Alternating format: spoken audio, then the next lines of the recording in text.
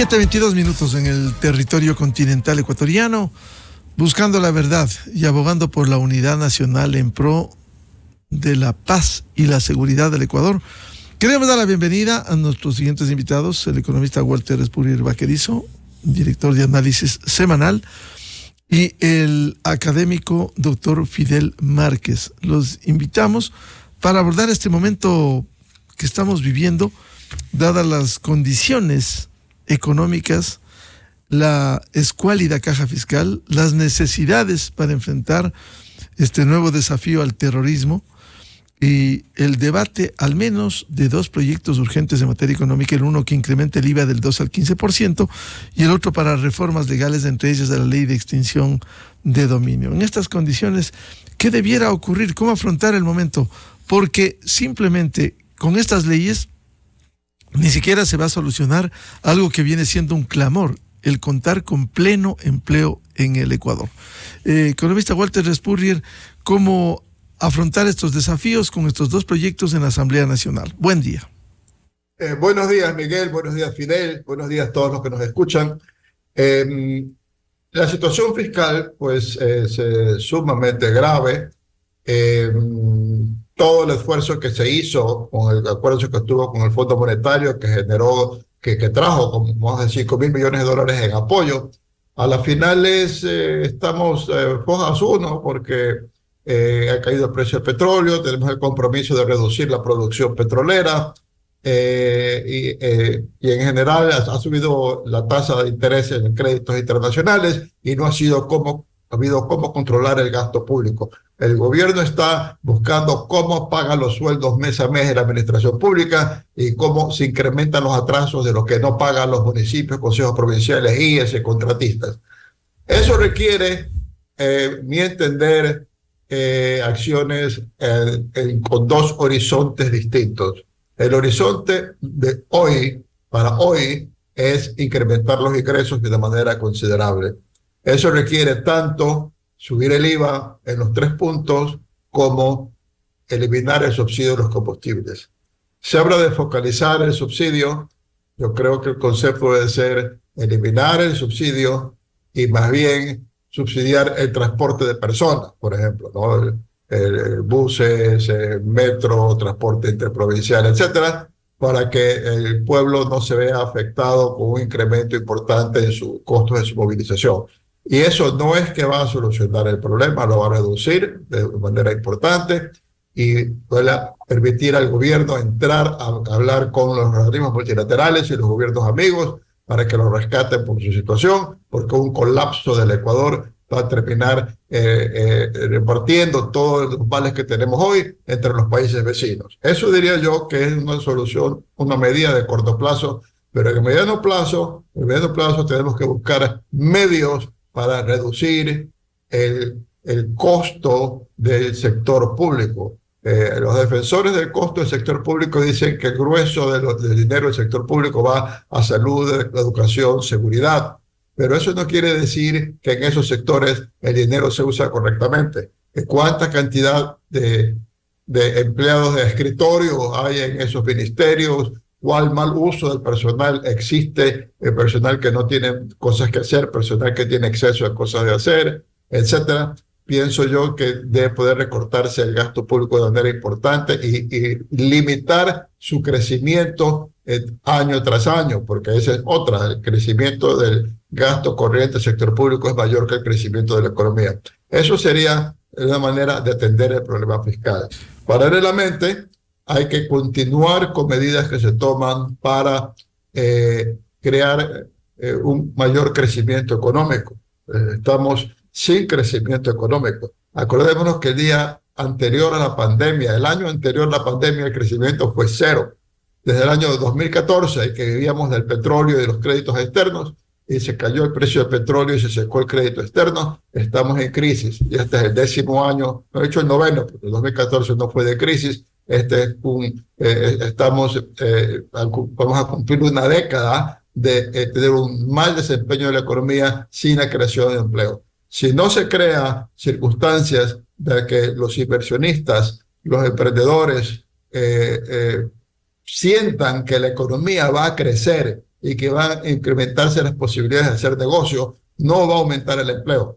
Y en estos momentos no hay esa perspectiva, no hay ese horizonte, y por más reglas que se pasen reduciendo impuestos, si uno contrata a alguien, nadie contrata a otras personas porque no va a pagar impuestos si lo contrata, porque a no ser que vaya a hacer dinero. Si no tiene perspectivas de aumentar sus ventas, sus ganancias, no va a tomar nuevos empleos. Entonces, la tarea es importante y ojalá que mentalmente hayamos tocado fondo y digamos, ya es hora de hacer las reformas que no hemos hecho, ya es hora de sacar el país adelante. No veo todavía ese horizonte en la Asamblea, veo muy difícil llegar a soluciones adecuadas teniendo un bloque tan importante del correísmo que pues bien está interesado en que las cosas vayan mal, pero hay que ir en ese sentido y hay que tomar este tipo de medidas. Regresando al punto central de la pregunta, en efecto, pienso yo que el proyecto como lo presentó el presidente está más adecuado. Yo no creo en estos que impuestos por una sola vez. El problema que tenemos no es temporal, es un problema que va a tomar años en resolver. Y en segundo lugar, toda medida que signifique un combate más enérgico a la corrupción, que signifique que los corruptos piensen que les puedan caer sobre sus propiedades mal habidas y que el Estado los va a recuperar ese dinero, va a recuperar esos activos. Medidas como la extradición que se plantea en la Constitución Popular, pienso que todo eso que significa una lucha más enérgica contra el narcotráfico y la corrupción es parte de la solución del problema. Economista Walter Spurrier, por lo que usted señala, incluso han perdido la memoria cuando, a propósito del terremoto del 16 de abril del 2016, se estableció el aumento del 12 al 14% del IVA, que fue temporal, y se volvió con una experiencia. Los precios no volvieron al régimen anterior, quedaron establecidos, y por otro lado ya se aumentó. Ahora resulta que se oponen a rajatabla a cualquier tipo de incremento. Así es, Miguel, y el IVA, el IVA en primer lugar es un impuesto que genera ingresos instantáneos. De los distintos impuestos que tiene el Ecuador, el SRI ha podido perfeccionar el sistema del IVA. El Ecuador cobra bastante bien el IVA, lo que no podemos decir que cobra bien el impuesto de la renta, pero el IVA sí lo cobra bien. En el Ecuador el IVA tiene una multitud de productos básicos y servicios básicos que están exentos del IVA, con lo cual el impacto que pueda tener sobre los sectores populares está muy amortiguado. Y entonces, si hay un problema fiscal, es la manera, la segunda manera, la segunda herramienta mejor que tiene el país para incrementar sus ingresos. La primera es, pues, eliminar un subsidio de los combustibles, de que significa regalarle a todo el mundo nuestro petróleo, que cada día es más escaso. Entonces, sí, en efecto, el IVA ha subido, no es un impuesto que se siente tan fuertemente, y ya tenemos la experiencia de lo del terremoto, y por lo tanto, pienso yo que ante esta crisis hay que subirlo. Ideal hubiera sido que ya hubiéramos tenido control del gasto corriente y no hubiéramos necesitado subir el IVA, pero no lo tenemos.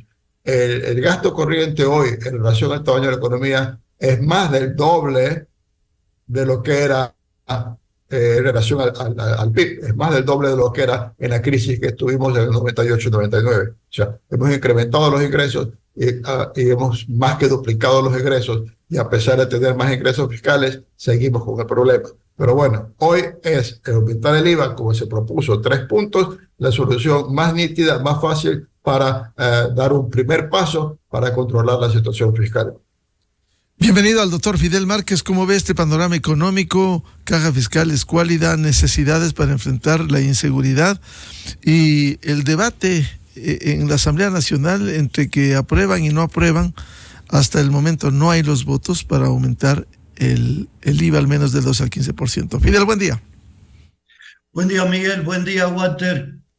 Sí, evidentemente que aquí estamos ante una situación que, como bien hizo en el diagnóstico Walter, bien, no es de ahora, es algo que se viene acumulando y que, como bien decía Walter, se puede hablar desde el 2014, que se da todo este proceso. Por tanto, no es un fenómeno coyuntural que tenemos que se puede resolver definitivamente con medidas coyunturales.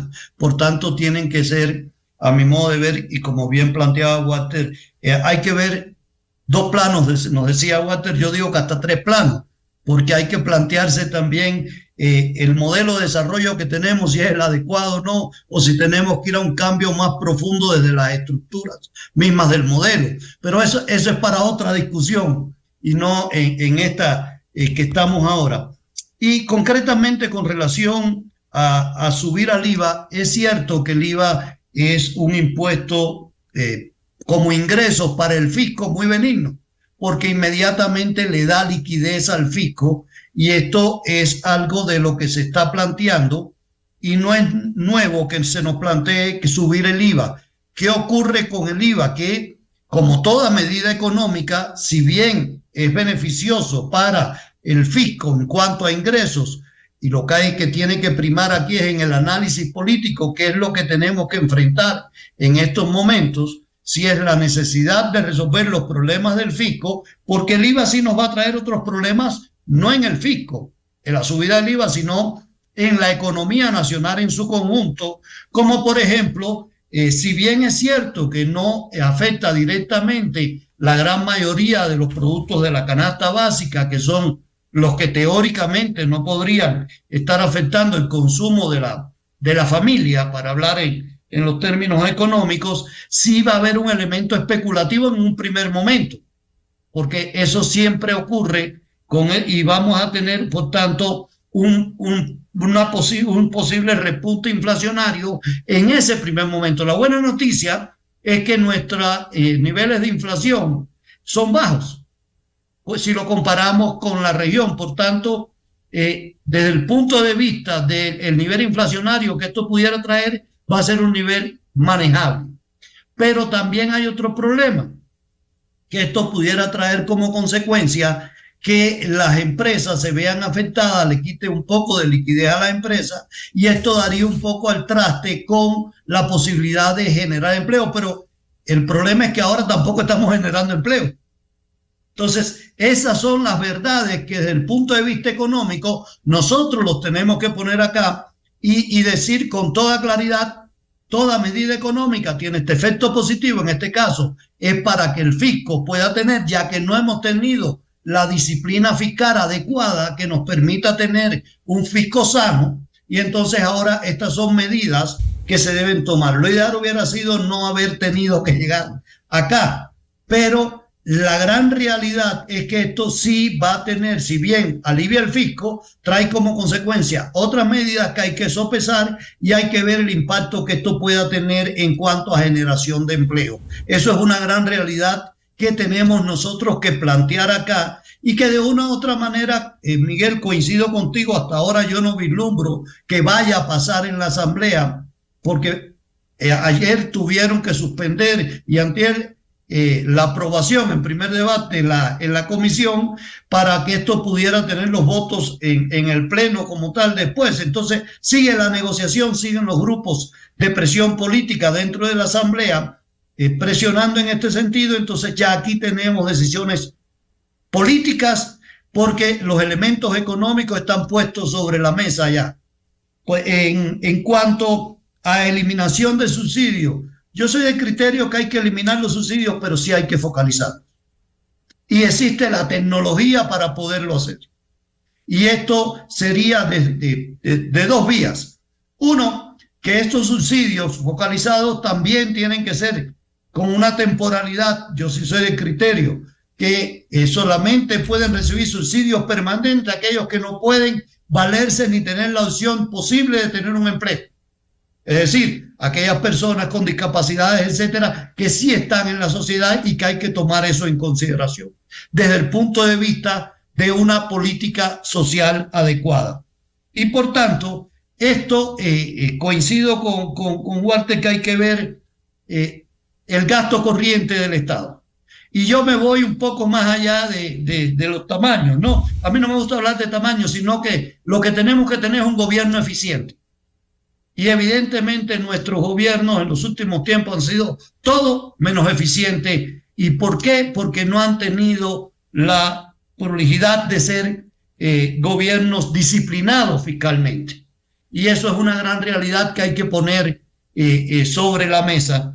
Y por otra parte, yo creo que también en el debate tenemos que poner el elemento de que nosotros, al tener un esquema monetario de dolarización, nuestras políticas tienen que ser políticas mixtas y tenemos que ver cómo nos entra dinero fresco al país, porque no tenemos la maquinita de poder inyectar dinero, que por supuesto todos sabemos lo desastroso que es, con poca disciplina fiscal, tener la maquinita de imprimir billetes, que al final terminamos como terminó muchos países o como está actualmente Venezuela, ¿no? Y por otra parte, si nosotros no somos capaces de atraer inversión extranjera directa, y nuestros vecinos sí lo son capaces, algo tenemos nosotros acá en nuestras estructuras y además en nuestro modelo de desarrollo, que es el tercer plano que yo agregaría, que es el hecho de que tenemos que ir a un proceso de desarrollo local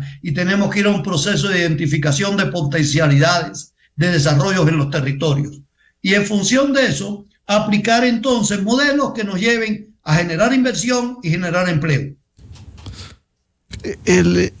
Por un lado, el tema del incremento del IVA, Fidel, y por otro, el recorte del gasto público. ¿Cómo efectivizar? Lastimosamente, los diversos regímenes no han podido lograr, y al contrario, ha seguido creciendo el gasto y los ingresos se han reducido. Y si a esto añadimos el caso de la suspensión del ITT próximamente, lo cual resultaría un contrasentido.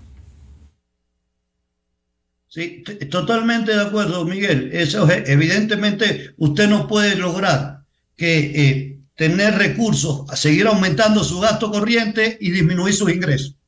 Eso aritméticamente, y yo les diría que fueran a buscar la obra de Aristóteles, la aritmética política, para que un poco entiendan que desde la antigüedad eso es una verdad de perogrullo. Si usted no tiene los ingresos suficientes, usted evidentemente no puede aumentar sus gastos. Economista Walter Spurrier, hay este dilema de lo que suceda en la Asamblea Nacional. De cualquier manera, el aprobarse, el presidente Noboa admitió ayer en entrevista con Teleamazonas que pudiera estar abierto a que sea temporal, 1 año, 2 años. ¿Esto va a arreglar el problema, las grandes necesidades permanentes que tenemos en el país? No, esto no va a solucionar. Cualquier medida que signifique incrementar los ingresos fiscales vía un IVA, aunque sea permanente o que sea temporal, no es un alivio, pero el problema es muy grande. Lo frustrante, Miguel, es que las soluciones están allí y sencillamente hemos manejado mal las cosas. El Ecuador lo consideran en el mundo minero. Al Ecuador se le considera la región del mundo, comparado con otros estados, donde las perspectivas mineras son las mejores. O sea, si las condiciones para invertir fuesen iguales en todas partes del mundo, más allá de una que otra provincia de Australia o de Canadá, el mundo minero estaría invirtiendo en el Ecuador, pero está bloqueada la inversión en minería. Tenemos cerrado el catastro minero 5 años. Tenemos que la Corte Constitucional pone unas condiciones complicadísimas para poder dar un permiso ambiental, en ciertos casos, en otros un permiso, una consulta previa, en otros casos ambas cosas. Obliga que sean los funcionarios públicos los que hagan para dar un permiso para un proyecto. Los funcionarios públicos tienen que ir al campo, los mineros ilegales los persiguen, les dan balas, tienen que salir disparados. Entonces está paralizada la inversión en minería. Luego, este modelo que tenemos de empresas estatales, yo no estoy en contra de que hayan empresas estatales, yo estoy en contra de que hayan empresas estatales que no funcionen.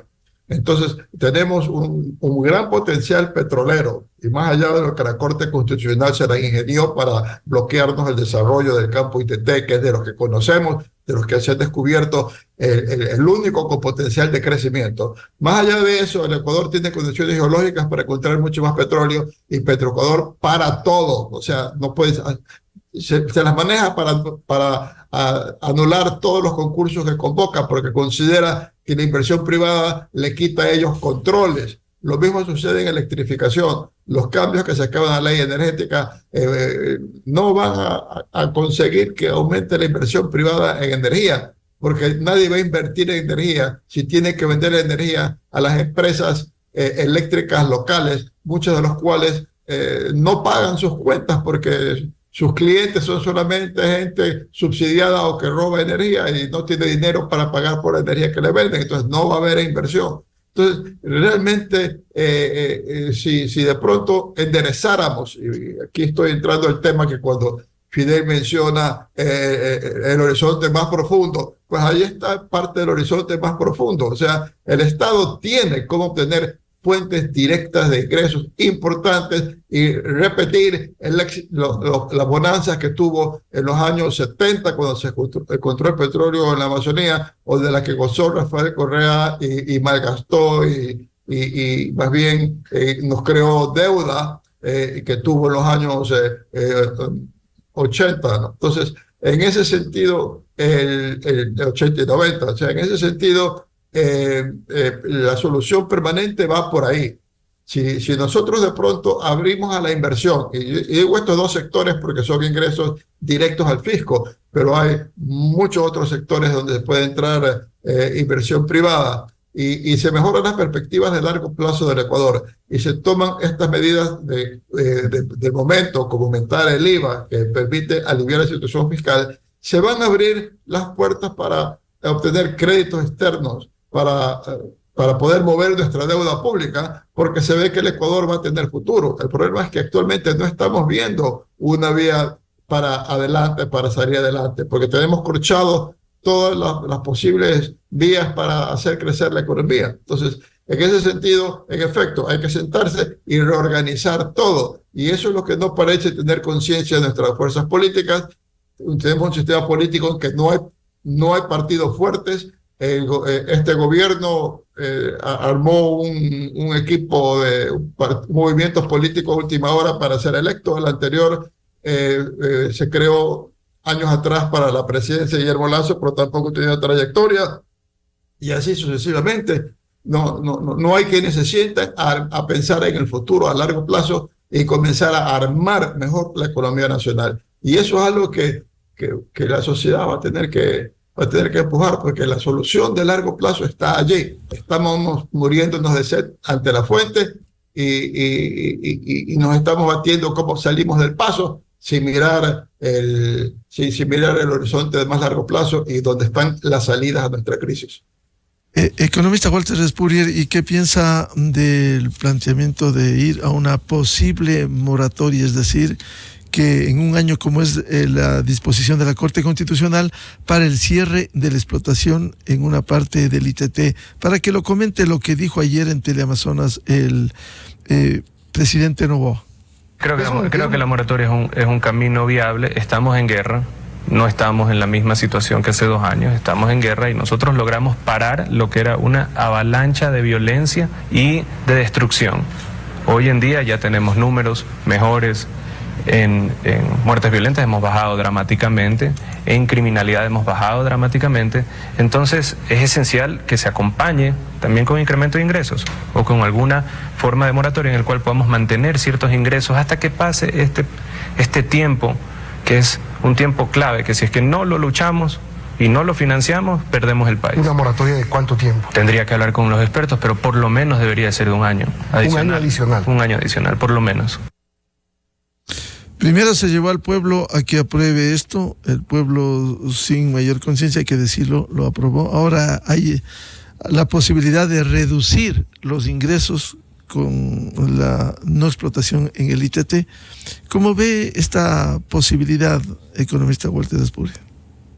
Bueno, en primer lugar, la posibilidad de moratoria está ahí, porque una cosa es lo que esa consulta mañosa, lo que el pueblo votó, sí. Otra cosa es lo que la Corte Constitucional, siguiendo su agenda activista, impone, porque ellos dicen en un año tienen que desmantelar, tienen que invertir en sacar todo, hasta los ductos que están por debajo de la tierra, un costo brutal, y digamos, la Corte Constitucional podría, igual como hizo con la reducción, igual cuando obligó a que el ICD baje al 2%, con esa decisión sí estuve de acuerdo, pero igual como hizo entonces, que dijo, por razones fiscales voy a demorar la reducción al 2%, lo mismo podría hacer la Corte para posponer por un X periodo el cierre del ITT. Pero a mí no me convence igual, porque en primer lugar esta lucha va a tomar muchos años. Esto no es una lucha de un año o de dos. En estos momentos ha bajado la delincuencia, pero ¿hasta cuándo podemos mantener las Fuerzas Armadas en actividad permanente contra estos movimientos subversivos, estos terroristas? Entonces, yo pienso que debería pensarse en una nueva consulta popular para darle marcha atrás a la medida, porque no ganamos mayor cosa si posponemos un año o 2 años el mantenimiento del ITT, porque este problema va a continuar y los agentes económicos van a ver que lo que se está posponiendo es ese suicidio asistido, como lo llamé yo en algún momento, y que no es una solución definitiva. Entonces, peor es nada, digamos, pero lo ideal es ir a una nueva consulta y decir, presidente, yo en principio estoy de acuerdo con la no explotación de petróleo, pero me he dado cuenta que esto ha estado equivocado, que no es como me dijeron,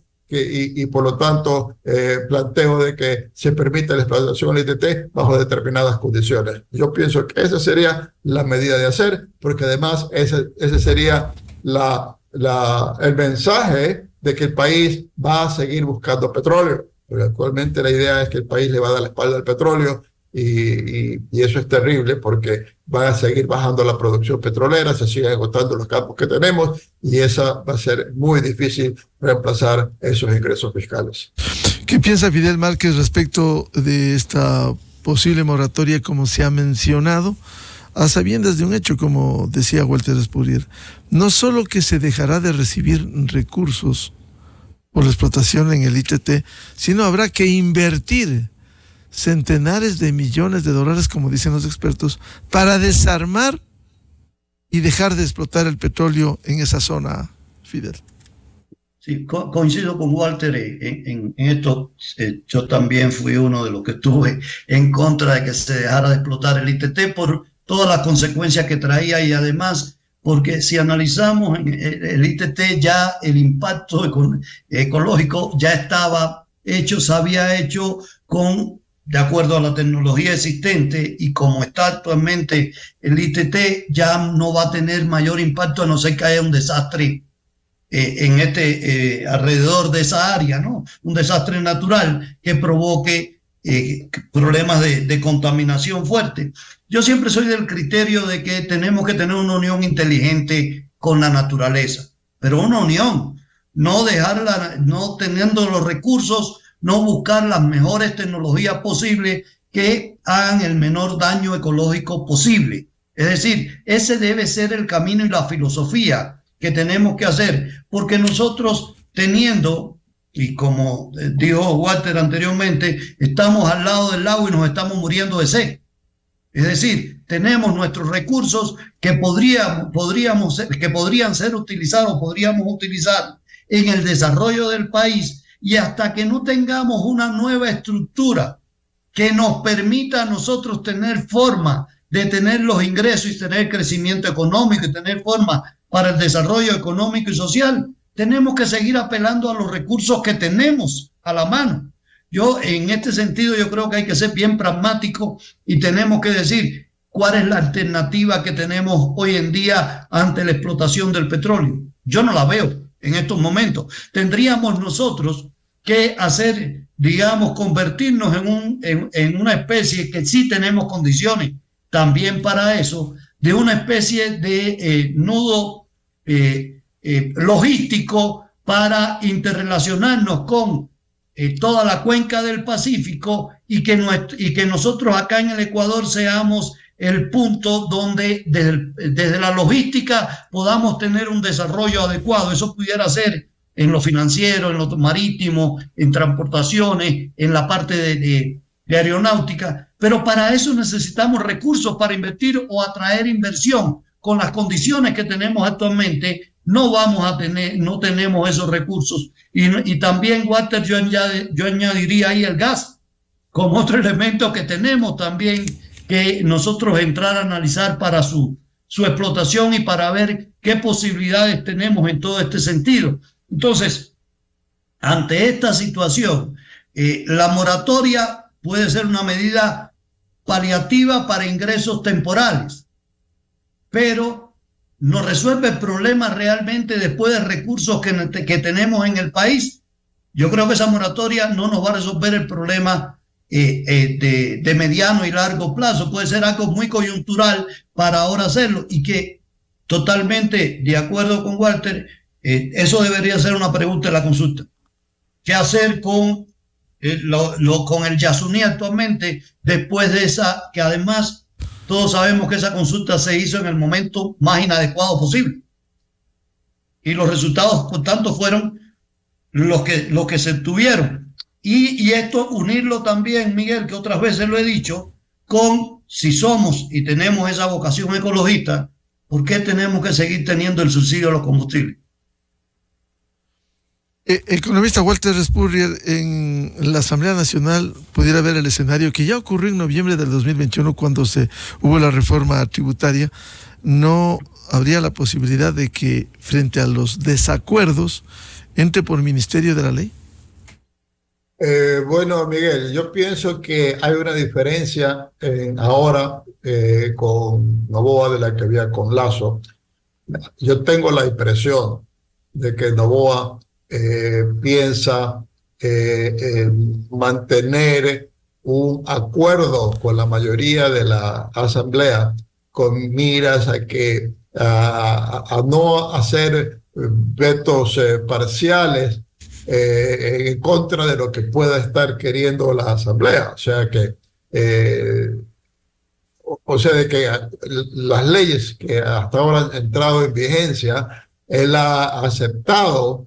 Por ejemplo, la ley energética, él la puso en vigencia, ni bien la recibió, a pesar que se la habían cambiado. El Lasso se hubiera tomado los 30 días en analizar el proyecto de ley y cambiar lo que hubiera pensado que quería cambiar. Entonces, este escenario que mencionas, que tendría que darse únicamente si los partidos aliados, si la Revolución Ciudadana y el Partido Social Cristiano están de acuerdo a que el presidente lo vete parcialmente para que suba los impuestos y ellos decir, yo no fue el gobierno, yo no tengo que ver nada con el alza de los impuestos, pero no creo que si los aliados en la Asamblea estén en contra de eso, que Noboa lo haga. Entonces tendría que haber un acuerdo, y sí, yo pienso que es posible que estos partidos digan, en efecto, yo no quiero estar vinculado con un aumento del IVA, yo no lo voy a aprobar, pero una vez que tú lo pongas por veto parcial, nosotros no tendremos los votos para superarlo y entrará en vigencia. Entonces,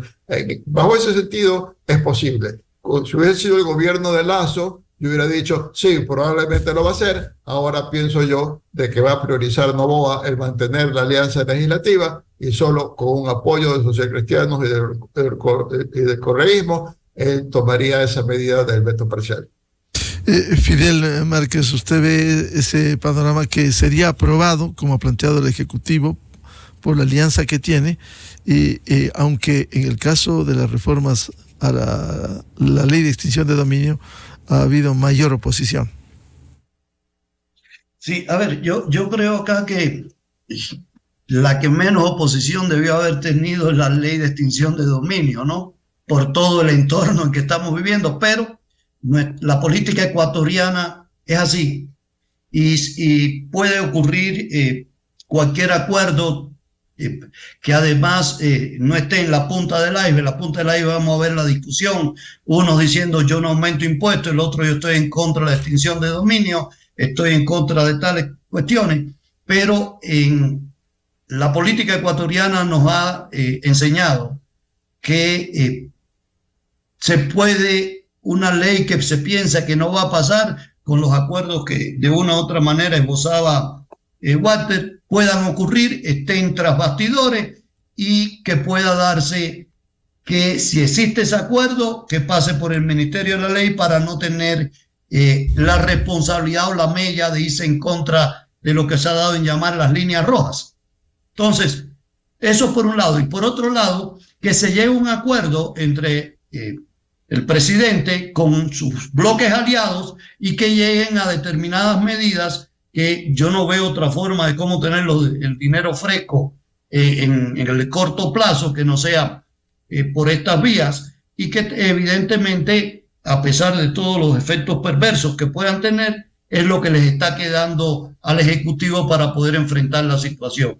Y ante la situación de de que se pueda regresar a la situación previa a que se mandaran estas medidas, evidentemente los partidos políticos están pensando y los bloques están pensando ya que, para mí, ya empezó el año electoral. Desde enero empezó el año electoral y vamos a tener todo este año que analizarlo no desde el punto de vista eminentemente técnico-económico, las medidas, sino también desde el punto de vista de los cálculos políticos. Y eso también hay que ponerlo en este cóctel de información que estamos teniendo. Bien, muchas gracias por estas reflexiones económicas en el momento que vivimos, las necesidades urgentes de recursos y el trámite de dos proyectos urgentes en materia económica en la Asamblea Nacional. Muy amable al economista Walter Respúrier Baquerizo y al doctor Fidel Márquez. Muy buen día. Gracias, Miguel. Hasta luego. Gracias, Miguel. Un saludo.